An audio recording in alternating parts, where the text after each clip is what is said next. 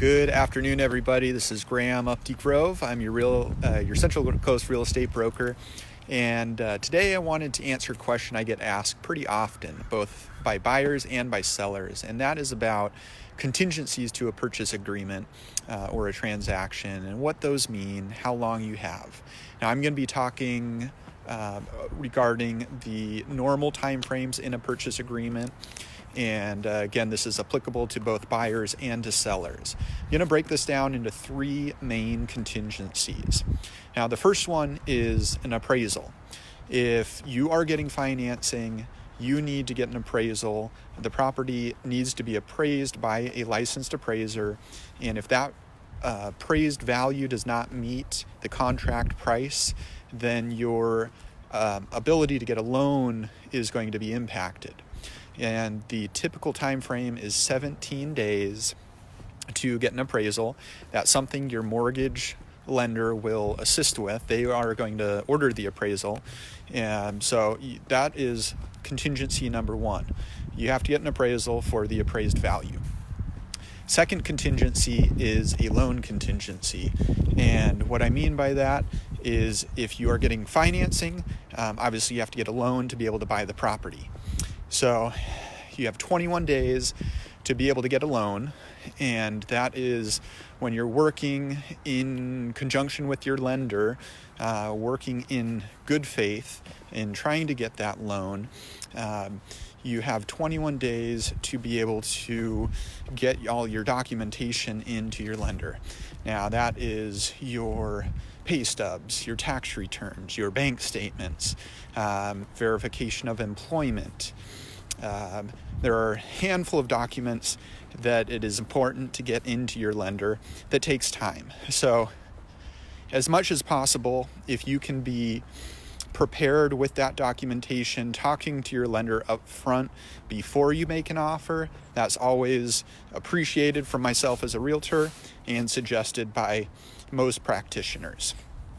So you have 21 days to get your loan, 17 days for the appraisal, and the third contingency is kind of all-encompassing. It is related to investigations. Now, if you are paying cash for a property, you really don't have those first two contingencies, or you don't need them. You don't need to get an appraisal. You don't need to get a loan. But you will still want to do investigations. Like I said, that's pretty all-encompassing.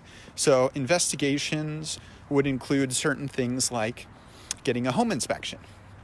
I always suggest getting a home inspection, especially when you're spending a couple $100,000 on buying a piece of property. To spend $500 on a home inspection is well worth the cost. Aside from a home inspection, I generally suggest getting a pest inspection. Now, what a pest inspection is, that will look for any termite infestation, any dry rot, and essentially any wood rot that you would want to take care of. Aside from those physical inspections, there may be other things that come up. Looking at the foundation, looking at the sewer lateral, scoping the sewer lateral to ensure that that's in good condition.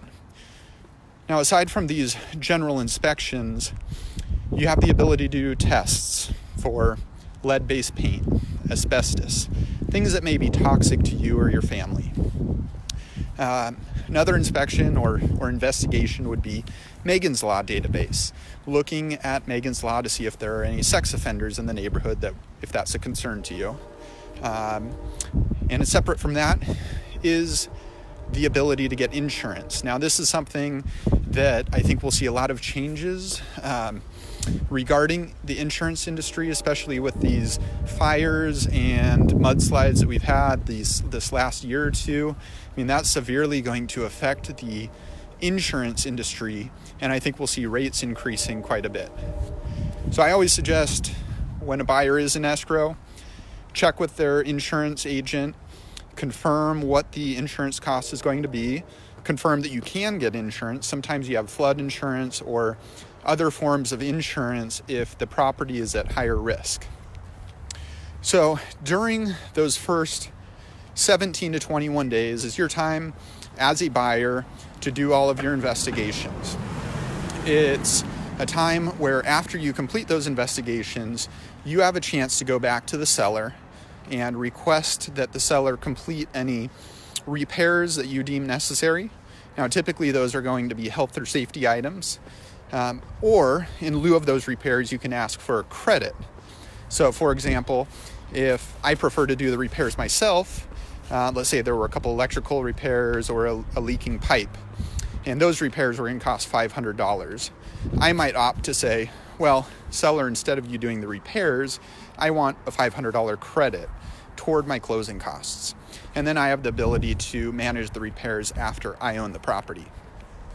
Now, the seller's not under any obligation to complete those repairs, to give you what you want. But most times, if they are reasonable items, if it's a health or safety issue, most sellers are pretty reasonable in that sense. So those are the three main contingencies that you have in place as a buyer and that a seller is going to incur. It's the loan contingency for 21 days, an appraisal contingency for 17 days, and an investigation contingency of 17 days. Now, when all those contingencies are addressed, a buyer will sign a contingency removal form. That's essentially the halfway point in the transaction to say, after I've done my due diligence, I'm still happy with the purchase, the house isn't falling down, I'm not going to back out of the transaction. Now, once that happens, after you've removed your contingencies, you are putting your deposit at risk. So if, let's say you had a $7,500 deposit that was in escrow, if you backed out after you had removed all of your contingencies, that deposit may be at risk. The seller could have a claim on that deposit. So hopefully that's a quick overview of contingencies to a purchase agreement. Hopefully that has been somewhat useful to you, and if it piques interest or any questions, feel free to reach out to me. I'm always happy to answer any questions, and look forward to talking to you soon. Thanks.